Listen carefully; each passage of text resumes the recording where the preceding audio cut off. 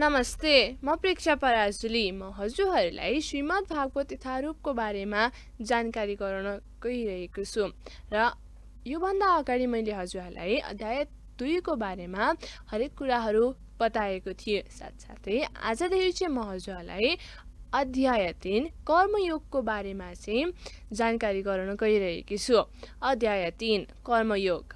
अर्जुनले भने, हे जनार्दन, हे कृष्ण, हजुरको विचारमा यदि सकाम कर्म भन्दा बुद्धियोग नै ठुलो हो भने किन मलाई यो भयङ्कर युद्ध कार्यमा लगाउन चाहनुहुन्छ?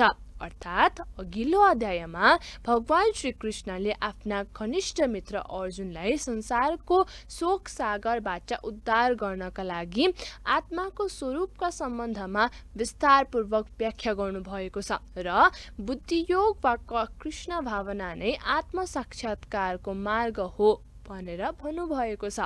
कहिलेकाहीँ गल्तीले कृष्ण भावनालाई अकर्मणीयताका रूपमा पनि लिने गरिन्छ र यस्तो गलत बुझाइ भएको मानिस नामजपद्वारा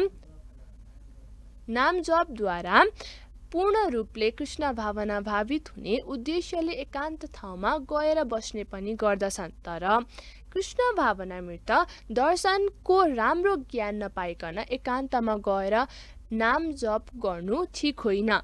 यसो गर्दा अल्पज्ञ मानिसहरूबाट सस्तो पूजा वा प्रशंसा पाउन सकिन्छ, तर आत्मोन्नति ठिकसँग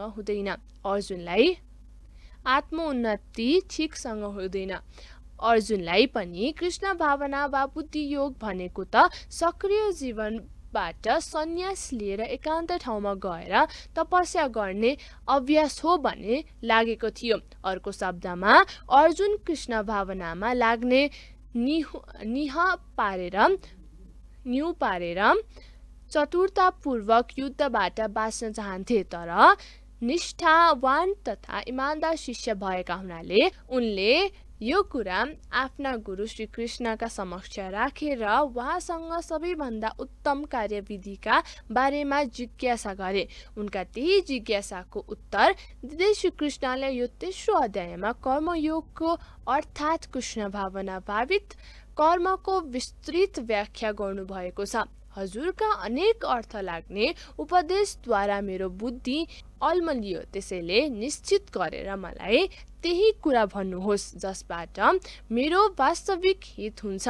अर्थात् अघिल्लो अध्यायमा भगवत गीताको प्रस्तावनाका रूपमा संख्य योग, बुद्धियोग अर्थात् बुद्धिद्वारा इन्द्रिय नियन्त्रण, फलको चाहना नराखी कर्म गर्न र नवसिकारुको अवस्था जस्ता धेरै प्रकारका मार्गहरूको व्याख्या भएको थियो। यो सबै कुरा त्यहाँ अलि अव्यवस्थित किसिमले प्रस्तुत गरिएको थियो। यसलाई बुझ्न र तदनुसार कार्य गर्न अझ बढी वास्तविक किसिमको व्यवस्थित किसिमको मार्गनिर्देशन हुनु आवश्यक थियो। त्यसैले अर्जुनले यो सन्देह हुने खालको विषय वस्तुलाई अझ स्पष्ट पार्न खोजे। यसो भएमा मात्र सर्वसाधारण मानिसले व्याख्यामा नपारी स्पष्ट कुरा बुझ्न सक्दछ। हुन त कृष्णले शब्द जालमा पारेर अर्जुनलाई अल्मल्याउन खोज्नु भएको होइन। त्यही पनि अर्जुनले जडतावश भनौँ वा सक्रिय सेवावश भनौँ कृष्ण भावनाको प्रक्रियालाई बुझ्न सकेनन्। अर्को शब्दमा भन्ने हो भने अर्जुनले यी प्रश्नहरू सोधेर भगवत गीताको रहस्यलाई गम्भीरतापूर्वक बुझ्न चाहने विद्यार्थीहरूलाई स्पष्ट मार्ग देखाइदिएका छन्। भगवानले भन्नुभयो, हे निष्पाप अर्जुन, मैले पहिले भनिसके आत्मसाक्षात्कार गर्न चाहने व्यक्तिहरू दुई प्रकारका हुन्छन्। एक प्रकारका ज्ञानीहरू हुन् जो अनुभव सिद्ध दार्शनिक चिन्तनद्वारा भगवानलाई बुझ्न खोज्दछन् भने अर्का प्रकारका भक्तहरू भक्ति सेवाद्वारा भगवानलाई जाने प्रयास गर्दछन्। अर्थात् यही गीताको दोस्रो अध्यायको 39औं श्लोकमा सांख्य योग र कर्मयोग वा बुद्धि योग यी दुई प्रकारका पद्धतिहरूको व्याख्या भगवानले गर्नुभएको छ। यस श्लोकमा पनि भगवान त्यही विषयलाई अझ स्पष्टसँग गर्नुहुन्छ। पदार्थ र आत्माका स्वभावको विश्लेषणात्मक अध्ययन वा सांख्य योग त दर्शन वा व्यवहारिक ज्ञानद्वारा विषय वस्तुलाई बुझ्न र चिन्तन गर्न चाहने व्यक्तिहरूका लागि हो। अर्का प्रकारका मानिसहरू दोस्रो अध्यायको 61औं श्लोकमा बयान गरिए जस्तै कृष्ण भावनामा रहेर काम गर्दछन्। दोस्रो अध्यायको 39औं श्लोकमा पनि भगवानले भन्नुभएको छ, बुद्धि योग वा कृष्ण भावनाका नियमद्वारा कार्य गर्ने व्यक्ति कर्मका बन्धनबाट मुक्त हुन सक्दछन्। यस पद्धतिमा अरू कुनै त्रुटि छैन। यही सिद्धान्तलाई 61औं श्लोकमा अझ स्पष्ट तरिकाले व्याख्या गरिएको छ। यो बुद्धियोग सम्पूर्ण रूपले भगवानमा विशेषतः कृष्णमा आश्रित छ र यही विधिद्वारा नै सबै इन्द्रियहरूलाई सजिलैसँग वशमा ल्याउन सकिन्छ। अत यी दुवै प्रकारका योग विधिहरू धर्म र दर्शनका रूपमा एक अर्कामा अन्योन्याश्रित छन्। दर्शन बिनाको धर्म भावुकता वा धर्मनन्दता मात्र हुन्छ भने धर्म बिनाको दर्शन पनि मानसिक तर्क वितर्क मात्र बन्न पुग्दछ। मानिसको अन्तिम लक्ष्य कृष्ण नै हुनुहुन्छ, किनभने निरन्तर परम सत्यको खोजी गरिरहने दार्शनिकहरू पनि अन्त्यमा कृष्ण भावना मृतमै पुग्दछन्। यसको उल्लेख पनि भगवत गीतामा पाइन्छ। परमात्मासँग आत्माको सम्बोधन वास्तविक स्थिति बुझ्नु नै सम्पूर्ण योग पद्धतिहरूको उद्देश्य हो। दार्शनिक चिन्तन पनि एउटा अप्रत्यक्ष विधि हो जसद्वारा विस्तारै कृष्ण भावना मृतसम्म पुग्न सकिन्छ र अर्को प्रत्यक्ष विधि पनि छ, त्यो हो कृष्ण भावना मृतमै रहेर हरेक वस्तुसँग आफ्नो सम्बन्ध कायम गर्नु। यी दुईवटा मार्गहरूमा कृष्ण भावना नै उत्तम मार्ग हो, किनभने यसमा दार्शनिक विधिद्वारा इन्द्रियहरूलाई शुद्धिकरण गरिसक्नु पर्दैन, कृष्ण भावना गरिराख्नु पर्दैन। कृष्ण भावना स्वयंमा नै एउटा शुद्धिकरण प्रक्रिया हो। यो भक्ति सेवा भगवान प्राप्तिको प्रत्यक्ष विधि हो। यो भक्ति सेवा भगवत प्राप्तिको प्रत्यक्ष विधि हो। सँगसँगै यो सजिलो पनि छ र दिव्य पनि छ। मानिसले न त कर्मबाट विमुख भएर मात्रै कर्मफलबाट मुक्ति पाउन सक्दछ, न त सन्यास वा त्यागद्वारा मात्र जीवनको पूर्णता प्राप्त गर्न सक्दछ। अर्थात् भौतिकतावादी मानिसहरूका हृदयलाई पवित्र पार्नका लागि शास्त्रमा जे जस्ता कर्तव्य पालन गर्ने कुराको व्यवस्था गरिएको छ, ती सबै कर्तव्यहरू पालन गरेर हृदय पवित्र भएको व्यक्तिले मात्र सन्यास लिन सक्दछ। हृदय शुद्ध नभइकन सन्यास ग्रहण गर्दा त्यसमा सफलता पाउन सकिँदैन। अनुभव सिद्ध दार्शनिकहरू भन्दछन्, सन्यास ग्रहण गरेपछि वा सकाम कर्म भन्दा विरक्त भएपछि मानिस नारायण समान नै भइहाल्दछन्। तर यो सिद्धान्तलाई भगवान कृष्णले अनुमोदन गर्नुभएको छैन। हृदयलाई शुद्ध नपारिकन लिइने सन्यासले सामाजिक व्यवस्थाको असन्तुलन मात्र उत्पन्न गर्दछ। अर्कातिर आफ्ना निर्धारित कर्तव्य कर्महरू पूरा नगरिकनै पनि यदि कोही भगवानको दिव्य सेवामा लाग्दछ भने त्यस क्षेत्रमा उसले जे जति उन्नति गर्न सक्दछ त्यो भगवानद्वारा स्वीकार्य हुन्छ। यस किसिमका नियमहरू अलिकति मात्र पालन गर्नाले पनि मानिस ठुला भन्दा ठुला कठिनाइबाट पार पाउन सक्ने हुन्छन्। हरेक मानिसले प्रकृतिबाट आर्जित गुणहरूको अधीनमा रही तदनुसार कर्म गर्ने पर्दछ। कुनै पनि मानिस एक क्षणका लागि पनि केही न केही कर्म नगरिकन रहन सक्दैन। अर्थात् यो शरीरधारी जीवनको प्रश्न नभएर आत्माको स्वभावको कुरा हो। आत्मा सधैँ सक्रिय छ। आत्मा नहुने हो भने भौतिक शरीर चल्न पनि सक्दैन। यो शरीर त आत्माद्वारा सञ्चालित हुने एउटा मृतवान जस्तो हो। आत्मा भने सधैँ क्रियाशील रहिरहन्छ र एकछिन पनि निष्क्रिय रहँदैन। त्यसैले आत्मालाई सधैँ कृष्ण भावना युक्त तत्कर्ममा लगाइराख्नु पर्दछ। अन्यथा यो आत्मा मायाद्वारा निर्देशित व्यवसायमा संलग्न हुन पुग्दछ। भौतिक शक्तिका सम्पर्कमा आउन साथ आत्माले भौतिक गुण यसलाई शास्त्र सम्मत कर्तव्यमा लगाइराख्नु पर्दछ। तर यदि आत्मा ग्रहण गर्दछ, यस्ता आकर्षणहरूबाट आत्मालाई शुद्ध बनाइराख्नका लागि कृष्ण भावना मृतका स्वाभाविक कार्यमा लाग्दछन् भने उसले जे गर्दछ त्यसलाई उसको कल्याण नै हुन्छ। श्रीमद् भागवत 1:5 र 7:17 यो कुराको पुष्टि यसरी गरिएको छ। यदि कसैले कृष्ण भावना मृतलाई अँगालेको छ भने त्यसले शास्त्र सम्मत कर्म गर्न नसके पनि राम्रोसँग भक्ति नगरेको भए पनि र आफ्नो स्तर भन्दा पतित भए पनि त्यसलाई कुनै किसिमको अशुभ वा हानि हुँदैन। यसको विपरीत यदि कसैले समग्र शास्त्र सम्मत कार्य त गरेको छ तर ऊ कृष्ण भावना भावित छैन भने त्यसको केही काम छैन। अत कृष्ण भावनाको यो स्तरसम्म पुग्नका लागि शुद्धिकरणको प्रक्रिया आवश्यक छ। सन्यास वा अन्य कुनै शुद्धिकरण वा शुद्धिकरणका प्रक्रियाहरू कृष्ण भावनाको परम लक्ष्यसम्म पुर्याउनकै लागि हुन्। किनभने कृष्ण भावना बिना सबै कुरा अर्थहीन छन्। जसले कर्मेन्द्रियहरूलाई अधीनमा राखेको छ तर मनको इन्द्रियका विषयहरूको मात्रै चिन्तन गरिरहन्छ भने त्यसलाई कपटी र पाखण्डी भन्नु पर्दछ र त्यसैले स्वयं आफैलाई नै धोका दिइरहेको हुन्छ। अर्थात्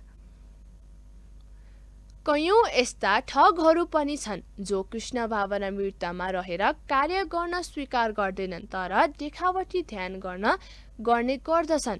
वास्तवमा यस्ता मानिसका मनमा सधैँ इन्द्रिय भोगकै चिन्तन चलिरहन्छ। यस्ता कपटीहरूले दिने गर्दछन् तर ती व्यक्तिहरू यो श्लोक अनुसार सबैभन्दा ठुला ठगहरू आफ्ना अनुयायीहरूलाई कुमार्गतिर लैजान दार्शनिक व्याख्यान पनि हुन्। इन्द्रिय भोगका लागि गृहस्थ वा अरू कुनै आश्रममा रहेर पनि कार्य गर्न सकिन्छ। आफ्नो अवस्था र मर्यादा अनुरूपको विधि विधानलाई पालन गर्ने मानिस बिस्तारै आफ्नो आत्मशुद्धिका प्रक्रियामा उन्नति गर्दै जान्छ।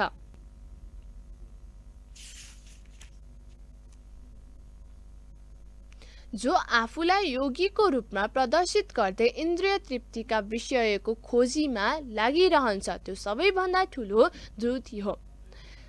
चाहे उसले कति पनि दार्शनिक उपदेश किन नदियोस् त्यस्ता व्यक्तिको ज्ञानको कुनै मूल्य हुँदैन। किनभने त्यस्ता पापपूर्ण व्यक्तिका ज्ञानको प्रभावलाई भगवानकी मायाले अपहरण गरिदिन्छन्। त्यस्ता ठगहरूको मन सधैँ अपवित्र रहन्छ। त्यसैले तिनीहरूका यौगिक ध्यानको पनि कुनै मूल्य रहँदैन। अर्कातिर मनद्वारा कर्मेन्द्रियहरूलाई नियन्त्रणमा राख्ने प्रयत्न गर्ने निष्ठावान व्यक्तिले यदि अनासक्त रहेर कृष्ण भावनामय कर्मयोग गर्दछ भने त्यो व्यक्ति अति श्रेष्ठ मानिन्छ। अर्थात् इन्द्रिय तृप्तिका लागि र विलासी जीवन बिताउनका लागि देखावटी किसिमको अध्यात्मवादी हुनुभन्दा आफ्नो निजी व्यवसायमा लागेर जीवनको उद्देश्य पूर्ति गर्नु राम्रो हो। सांसारिक बन्धनबाट मुक्ति पाउनु र भगवान धाममा प्रवेश गर्नु नै जीवनको परम उद्देश्य हो। मानिसको प्रमुख स्वार्थ वा स्वार्थगति भन्नु नै भगवान विष्णुलाई प्राप्त गर्नु हो। जीवनको यही लक्ष्य प्राप्त गराउने उद्देश्यले नै सम्पूर्ण वर्णाश्रम व्यवस्थाको विधान गरिएको छ। एउटा गृहस्थ पनि कृष्ण भावनामा रहेर नियमित सेवा गर्नाले उक्त लक्ष्यसम्म पुग्न सक्दछ। आत्म साक्षात्कार गर्नका लागि मानिसले शास्त्रमा वर्णन गरिए अनुसार संयमित जीवन यापन गर्न पनि सक्दछ र आसक्त नबनिकन आफ्नो कर्म गर्दै रहन पनि सक्दछ। यसरी नै उसले प्रगति गर्न सक्दछ। आफूलाई धार्मिक वा आध्यात्मिक देखाएर निर्दोष मानिसहरूलाई ठग्ने मिथ्याचारी पाखण्डीहरू भन्दा पनि निष्ठापूर्वक आफ्नै काम गरिरहने व्यक्ति धेरै उत्तम हुन्छन्। आफ्नो जीविकाका लागि ध्यानको ढोङ गर्ने पाखण्डी ध्यानी भन्दा इमान्दारितापूर्वक गल्लीमा बढार्ने व्यक्ति कता हो कता ठुलो हुन्छ। आफ्नो शरीरको पालन पोषण पनि गर्न सक्दैनौ। अर्थात् कयौं यस्ता देखावटी ध्यानीहरू छन् जसले आफूलाई उच्च कुलीन भएको मिथ्या वर्णन गर्दछन् र कयौं यस्ता ठूला व्यवसायी व्यक्तिहरू छन् जसले आध्यात्मिक जीवनमा प्रगति गर्नका लागि सबै कुरा त्यागिदिएको धाक लगाइरहेका छन्। आफूलाई ठुलो देखाउन चाहन्छन्। तर भगवान कृष्णले अर्जुन यस्ता प्रकारका मिथ्याचारी बनुन् भन्ने चाहनुहुन्थ्यो। वहाँ त अर्जुनले क्षत्रियका लागि निर्धारित गरिएका कर्तव्यहरू नै गरून् भन्ने चाहनुहुन्थ्यो। अर्जुन एक गृहस्थ र एक सेनापति पनि थिए। त्यसैले अर्जुनका लागि एउटा गृहस्थ क्षत्रियका लागि निर्धारित धार्मिक कर्तव्यहरू पालन गर्नु नै राम्रो हुन्थ्यो।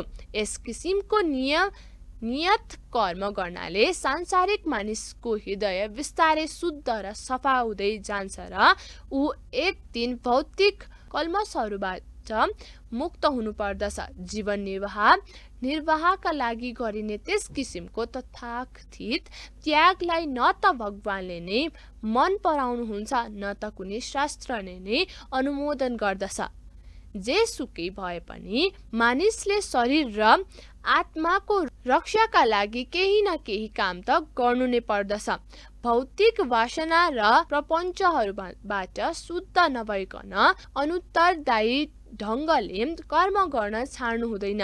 यस भौतिक जगतका प्राय सबै व्यक्ति भौतिक प्रकृतिमाथि आफ्नो प्रभुत्व कायम गर्न वा इन्द्रिय तृप्ति गर्ने अपवित्र प्रवृत्तिहरूबाट ग्रस्त रहन्छन्। यस किसिमका दूषित प्रवृत्तिहरू शुद्ध नपारिकन हुनु आवश्यक छ।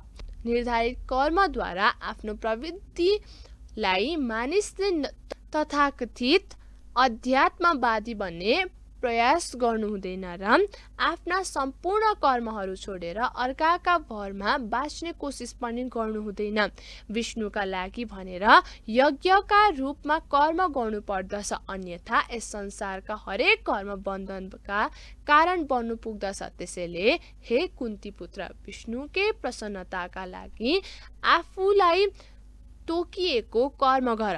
त्यसो गरेमा तिमी बन्धनबाट मुक्त हुनेछौ। अर्थात् आफ्नो शरीरको रक्षाका लागि पनि मानिसले कर्म गर्नै पर्दछ। विशेष किसिमको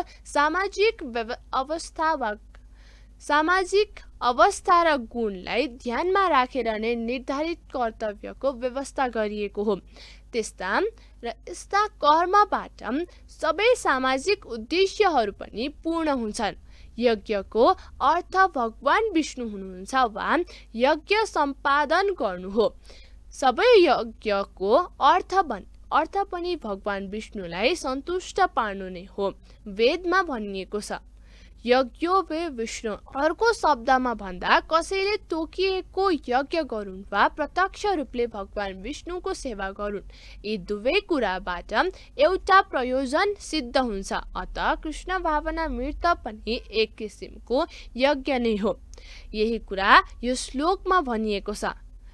वर्णाश्रम विधानको लक्ष्य पनि भगवान विष्णुलाई सन्तुष्ट पार्नु नै हो। त्यसैले भगवान विष्णुको प्रसन्नताका लागि काम गर्नुपर्दछ।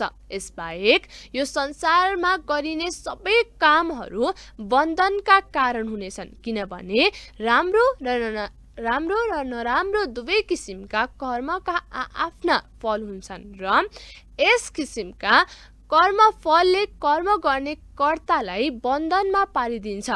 त्यसैले कृष्ण विष्णुलाई खुसी गराउनका लागि मानिसले कृष्ण भावनामा रहेर कर्म गर्नुपर्दछ। यस्तो कर्म गर्दा गर्दै मानिस मुक्त अवस्थामा पुग्दछ। यही नै काम गर्ने महान कला हो।